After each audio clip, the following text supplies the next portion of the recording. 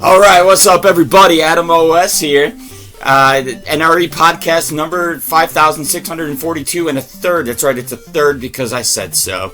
Alright, I've got some cool topics today. We're going to revamp how we do this at this NRE podcast. I used to have like a main story and a bunch of like quickies, but then I started to realize that sometimes I wanted to talk more about the quickies and the main story, what made it a main story. So no, what we're doing is I'm just coming at you with whatever I find. All my topics are in there. We're still going to do our Netflix recommendation, and I got a Discord question. Actually, this time it's not for Discord, because my Discord was lame and had no questions.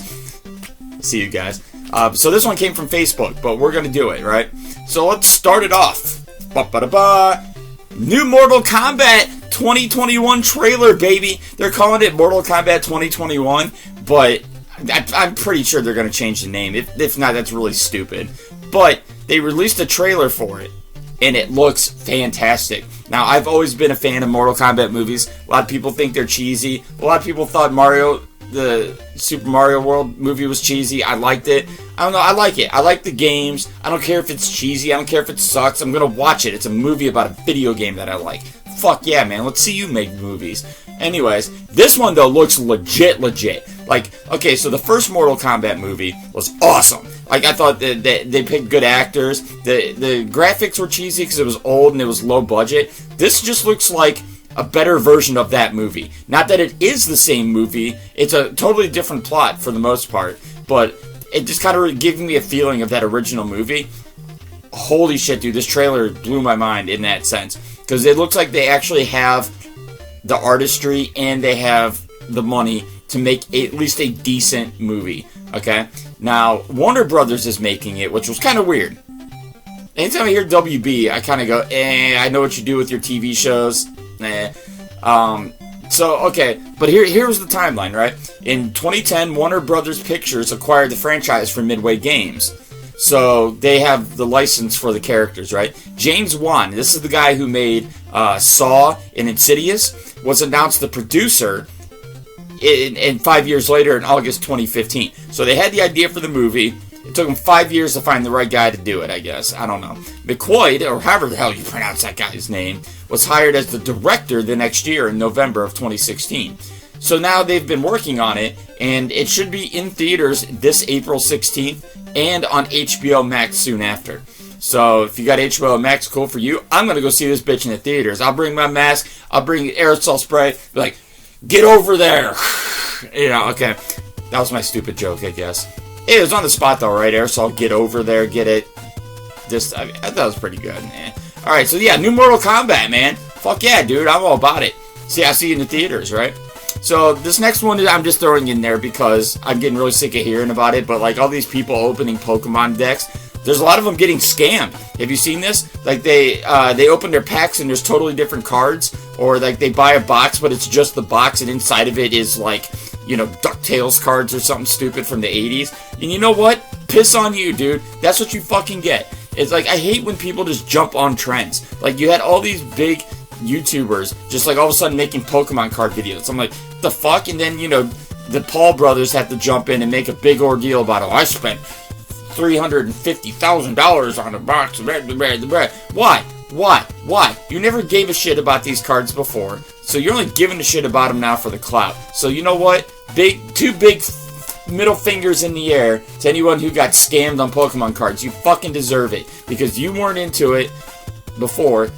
That's what clout gets you. You deserve it. That's all I gotta say about it.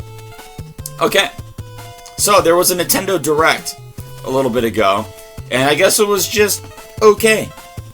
I mean, you would think they said, how much was it? 32 games. They had mentioned like 32 games. You're like, whoa, 32 games. Holy shit, that has to be good, right? No, it was just like, You know, they had a few good ones. Like I saw they had a Legend of Mana port to the Switch. So, you know, that's a really expensive game to play if you want the cartridge. So, I mean, that's pretty cool. They're going to port that. They had some news on the Hyrule Warriors Age of Calamity, which I love. I have it for Wii U, but, you know, I loved Hyrule Warriors. And I never got to play Age of Calamity, but I guess they have an expansion pass coming out for that. Looked pretty neat. Splatoon 3 looked pretty cool. I've never played a Splatoon game other than like for 5 minutes. My neighbor wanted me to check it out. I was like, okay, it was fun. But people are going crazy about the Splatoon 3. Mario Golf Super Rush looked pretty cool. We were talking about golf games not too long ago here in the chat. It had some good stuff. They had the Skyward Sword HD. That seemed pretty cool. I had a fun play. I never got to beat Skyward Sword because I only got to borrow it for a week or two. But I had a good time with it, so I might check that out. But Nintendo Direct. No one's really up in arms about it. No one gives a shit. It's Nintendo. Who cares about Nintendo anymore? They're just Nintendo. Alright, so this one's pretty cool, though. This one I really like, okay? So they're making a Frogger game show. I'm not kidding you. So, everyone has to have their own goddamn streaming service. So there's Peacock, which is actually one of the worst names for a streaming service ever. P and Cock, like good call, you dumbasses. Which is NBC's streaming service. They greenlit 13 episodes of a Frogger game. That's right, so we're getting at least 13 episodes. They already greenlit it and paid for it. And it's like, okay, if you're gonna have someone host a game show made off of a video game, wouldn't you make it someone who plays video games? No. Who they get? John fucking Cena. Like why? Why John Cena? Why? Like, he's not even that great of an actor. He's a wrestler. He knows nothing. He doesn't know dick about video games. No one gives a fuck about John Cena. Like, where did this idea come from? I don't get it. But John Cena is hosting the Frogger-themed game show.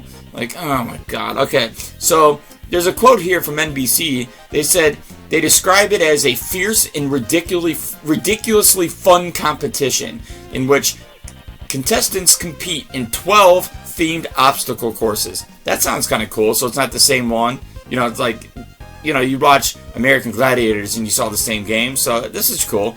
And they said, yes, this includes dodging treacherous traffic. Essentially, it will be a Wipeout clone. That was me. But it's going to be that. It's going to be Wipeout without water, probably. Well, there might even be some water. I don't know. But yeah, just to me, it sounds like this huge Wipeout thing, and I'm all about it, dude. I can't wait to watch this show. To be honest, I might even pay for a year of the damn Peacock just to check it out. Because they've had Nintendo game shows before. It's mainly out in Europe. They actually had a lot more than they did here. Because I only remember the one. I think it was on Nickelodeon or something, and it only lasted like 2 seasons or something dumb. But yeah, like, we're finally getting a Frogger game show. I think that's fucking cool, man. Alright, so right in the middle, we're going to throw in our Netflix recommendation. Sprinkle a little fresh. Alright, a little fresh on that. So my Netflix recommendation this time is Kim's Convenience. Yes, it's Kim, the name Kim, because it's the last name of a Korean family. Convenience meaning the store. They run a convenience store. But oh my god, dude, the writing on this is fantastic. If you know anybody from an Asian family, Mrs. Offscreen was that. You're going to absolutely love this show. If you don't know someone, you still can get into it, but you just might not understand why things are as funny as they are. But this show is just absolutely hilarious. It has one of the most beautiful Asian girls ever. Her name is Andrea Bang. She's in that. But yeah, the casting's great. The writing's great. Every character is good. There's not one character you wish wasn't in there. They're all great. It's really funny. It has that like sitcom vibe without the laugh track, and I like that. Like, I like laugh tracks. I'm one of those guys. I actually do like laugh tracks. And I really don't like shows that don't have them. Like, I didn't get into The Office. I didn't get into any of that. But Kim's Convenience, man, I'm telling you, is one of the funniest and, like lighthearted shows. Like, it's not one of those places where they rely on the jokes. Or places. One of the shows, like Big Bang Theory is like joke, joke, joke, joke, joke. Maybe one sentence, joke, joke, joke. This one's like joke, dialogue, sentence, joke, dialogue. You know what I'm saying? They sprinkle them in where they should. And it makes it for the better. Like, their jokes are built up. Like, one of my favorite things is at the beginning of the show, right before they play the song for the show, there's like a minute or two where it doesn't really have to deal with the episode. It's just like a fun thing that happens in the store. Oh my god, it's fucking hilarious. I think it's one of the best parts of the show. It's just a fun little joke. Like, they know how to write. It has like an old school sitcom feel from like the 90s, like the way they put it together. But oh my god, dude, it's so good. It's so good. Just check it out. Kim's Convenience. Give it a few episodes. I'm not saying the first few are bad. I'm just saying, like, it takes a little bit to understand the characters if you're not familiar with, like, a Korean family. But I'm promising you're going to enjoy that show. It's really good. And shout out to Andrea Bang. What's up, girl? I mean, you're second to Sabrina, but it's a close second. Right? We can work with that. I see you, Andrea. All right, so we're going to go for something good to something bad. We got the douchebag of the week. Bum-ba-da-da, douchebag of the week. All right, this guy, his name is Representative Marcus Evans. I don't know if you've heard of this asshole in the news, but he wants to prohibit the sale of violent video games or games that promote criminal activity. Yeah, like we haven't heard any of these assholes ever, you know. So I guess he knows Chicago. That's his turf. And he said there's a rise in carjackings in Chicago, and so dude wants to introduce a bill for a ban on violent video games because of the actual carjackings in Chicago. He thinks they're related somehow. All right, so he filed for something that's called HB 3531, which would amend the law to ban and sell to anyone video games depicting psychological harm, which also includes motor vehicle theft with a driver or passenger present. So let me get that again. It's a law that is going to ban the sale to anyone, not adults or kids, just anyone, of video games that depict a psychological harm, and that includes motor vehicle theft with a driver or passenger present. I mean, like, what the fuck, man? Alright, so here's a quote from this jackass. So I'm quoting Mr. Marcus Bitch Tits Evan here. The bill would prohibit the sale of some of these games that promote the activities that we're suffering from in our communities. I feel like this game, Grand Theft Auto, has become a huge issue in the spectrum. When you compare the two, you see harsh similarities as it relates to these carjackings. So does that mean we have to ban anything that relates to anything in the fucking world? Is that how this works? Like, let's get rid of any game that you shoot a gun then, because people shoot each other, right? Call of Duty, I mean, there's wars all over the place. So we can't have Call of Duty. It causes wars, right? Okay. So the bill also changes the definition of violent video games, which is what people are up in arms about. Heh, no pun intended. To one which players control a character within the video game that is encouraged to perpetuate human-on-human violence in which that player kills, otherwise causes serious physical or psychological harm to another human or animal. That's the quote. One more time, right? Violent video game is one in which players control a character within the video game that is encouraged to perpetuate human-on-human violence in which the player kills or otherwise causes serious physical or psychological harm to another human or animal. Well, I mean, like, that's like every video game now, you know? Like, come on. And then, so my question is, where's the data, though, on this? Where's the data that says that these video games are causing this? Because you know what? People have been trying to figure that out for years. This is a new concept, man. This happened back in the 90s, too, you know? I know there was, like, Night Trap that caused the ESRB rating thing, but then, like, they've been talking about this for decades now, you know? I want the evidence. Where's the evidence of any game or other that's affecting carjackings? Because that's what he's saying. He's like, oh, we got a lot of people breaking into cars. It must be Grand Theft Auto. Like, the game hasn't existed for, what, 15 years? Like, it's just a bunch of bullshit. So our douchebag of the week goes to Representative Marcus Evans. I hope you're watching, Mr. Evans. You're a fucking dickbag, and no one likes you. Do your job. Maybe if you did your job better, there'd be less carjackings. How about that? How about pointing the blame at yourself, you fuck? You know what? It gets me riled up it's just people blaming shit on on stuff that they shouldn't. It pisses me off, man. Or the video game is showing them how to do it. Yeah, right. Have you seen any movie? How about Training Day? You know, like, what are we banning movies? Okay, I gotta stop. Goose Fraba. Goose Fraba. Alright.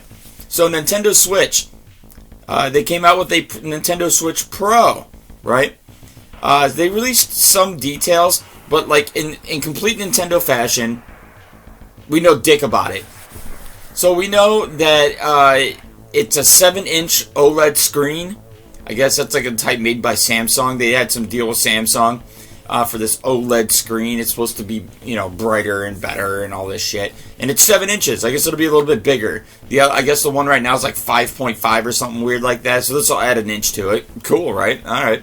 4K graphics. I guess the other one tried but failed. So this new Xbox, or listen to me, this new Nintendo Switch is going to be 4K graphics when docked, 720 when handheld, which they wanted to move it higher, but what's the point? It's a 7-inch screen. Can you really do 4K on that? I mean, I'd rather a screen, what do they call that? How many frames per screen, frame rate or whatever, I'd rather that.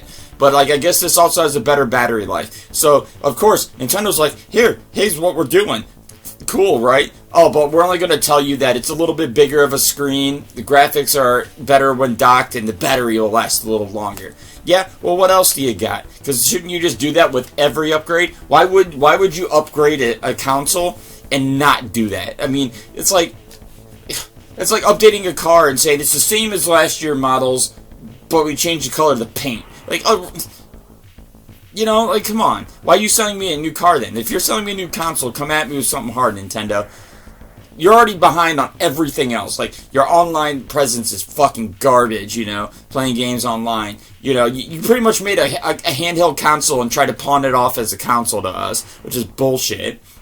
You know, the battery life sucks dick. I mean, like, I don't know why everyone loves the Switch. The games are great. I get that part. But the Switch as a console is fucking terrible.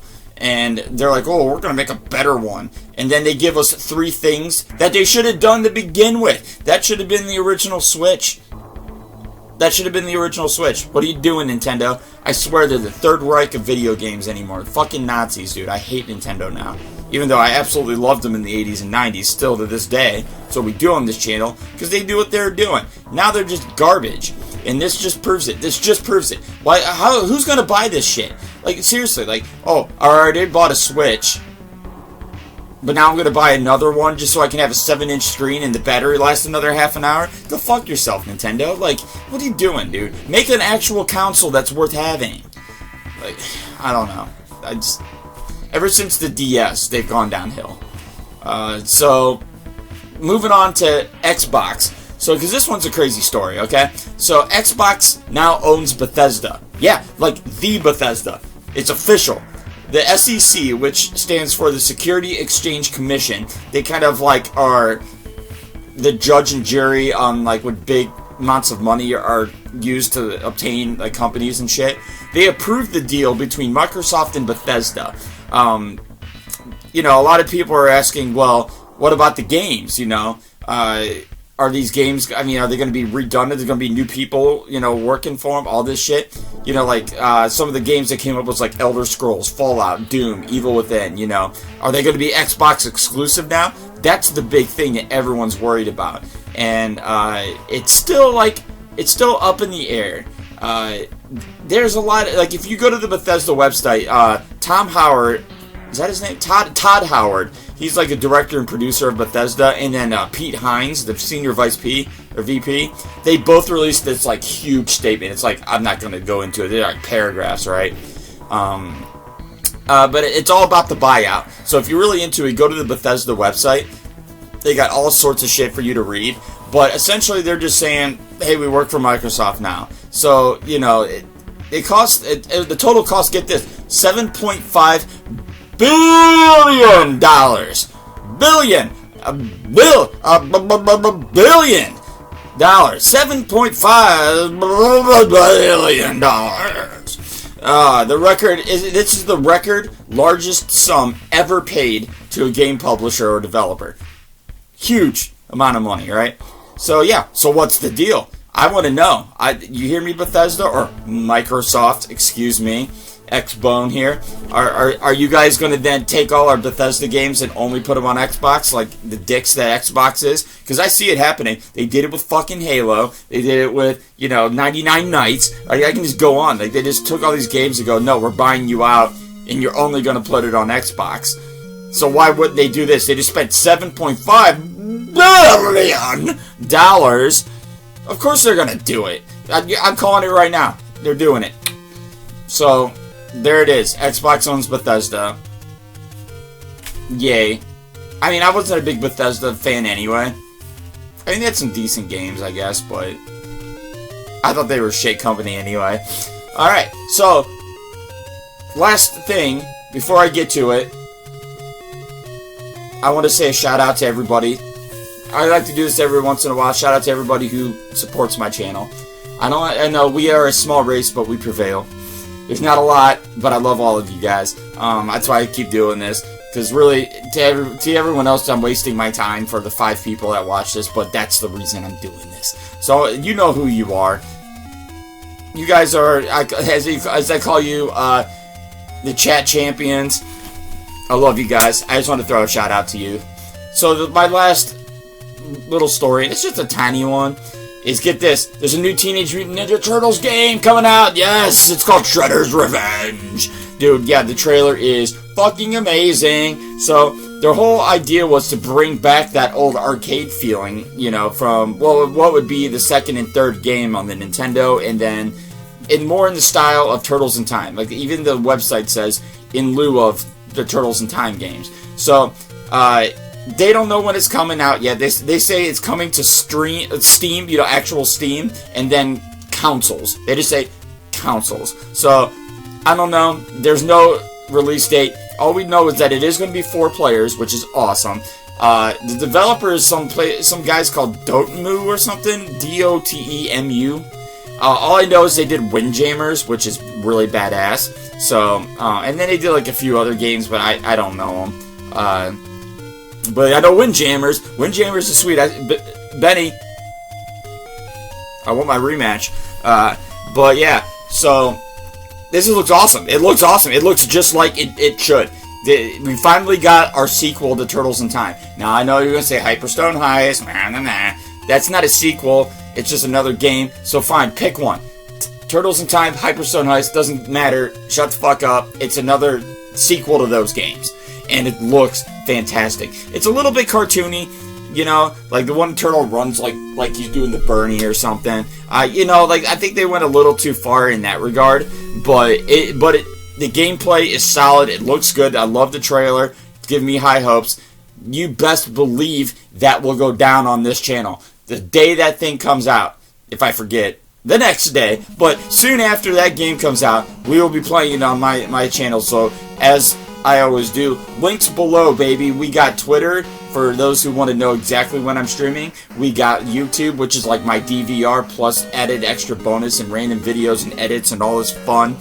So check out the YouTube link down below, and then Discord. I love me some Discord, which is where I thought this question would come from, but it came from my Facebook. So the last thing I'm going to do is this question from Facebook. Someone asked me, what is my favorite NES controllers? And I should have had this ahead of time, but I have them sitting over here.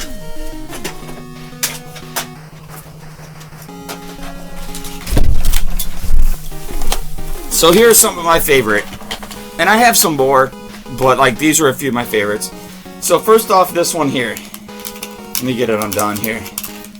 This is, I know it's Super Nintendo, but I just saw it and I wanted to grab it. The Super Nintendo Pro Pad. It was a third-party thing, but it had like individual buttons for the turbos, and it had two settings of turbos. Well, 3 if you count off, but off, 1 and 2 for each button, so you didn't have to have like a full turbo. It was awesome. It feels great in your hands. It's a pretty solid controller. It's built right. The buttons feel good. I just wanted to bring that in. But for the NES, so the NES, 2 of my favorites, right? I'm a big fan of the Advantage. Now, a lot of people don't know this when they buy it and they get pissed, but it takes up both slots. All you need is a 4-player adapter to play 2 of these, which you can do, trust me. But see, I like this controller. Like, it felt good. It's a little heavy, but I think on purpose. You know, it sits in your lap. It's not real big, but it's big enough. You know, like it's big enough where your hands, you can play it. I like that it has the turbo sensitivity to it. You know, on and off, which is really nice. So you don't have to like, keep messing with the dial. You can just, you know, pop it on. And you can switch it. A lot of people don't know this too until they look at it. 1 and 2 players. So you can play 2 players with this. You just got to pass it back and forth. But I love how it even has a slow motion button, which is essentially just slamming the start button. That's all it does. It's not actual slow motion. It's just ding, ding, ding, ding, ding, you know, because most games don't bring up a screen. But if you're playing Legend of Zelda, it just drives you insane.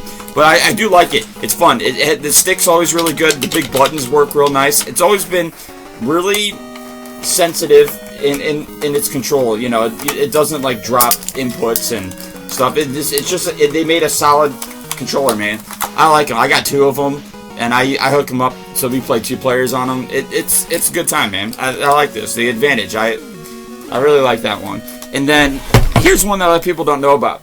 It's called the NES Satellite. In fact, this is a 4-player adapter that you can use 2 advantages. You know, if you're using a 2-player Switch. Well, right, yeah, but it's only 1 controller. It takes up both things for 1 controller. But if you don't want to share, you have to get something like this. So this is interesting. It's wireless. So you plug this part into your actual NES. It's a wireless. It picks up your signal, and this thing I think can go up to like 30 feet. I think. I don't think it's good at that distance. I've only used it like within 10. But yeah, it plugs into both the slots. It takes up both slots. But then you can put this, as long as they're facing each other, because you gotta remember it's old school laser tech. So as long as they're facing each other, you can go pretty far with this.